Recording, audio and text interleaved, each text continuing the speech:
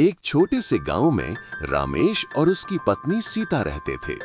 उनके पास न एक ढंग का घर था, न कपड़े, न ही ज्यादा सामान। सिर्फ एक टूटा हुआ मिट्टी का घर और एक दूसरे का साथ। रामेश हर सुबह जंगल जाता और लकड़ियां काटकर बाजार में बेचता, जबकि सीता घर का काम संभालती। दोनों बहुत गरीब थे, लेकिन हमेशा एक दूसरे का सहारा बनते थे।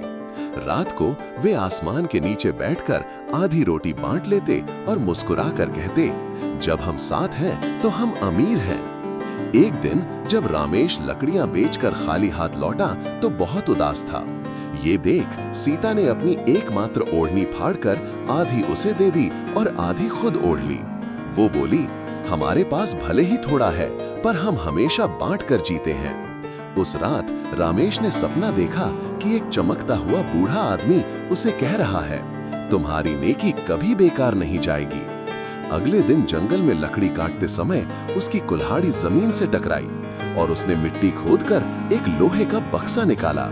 उसमें चांदी के सिक्के भरे थे। वो खुशी से घर भागा और सीता को दिखाया। सीता ने मुस्कुराकर कहा, आओ इस दौलत से पहले अपना घर सुधारें और फिर गरीबों की मदद करें। दोनों ने घर ठीक करवाया, कपड़े और खाना खरीदा और जरूरतमंदों में बांटा। धीरे धीरे गांव वाले उनकी दयालुता की मिसाल देने लगे।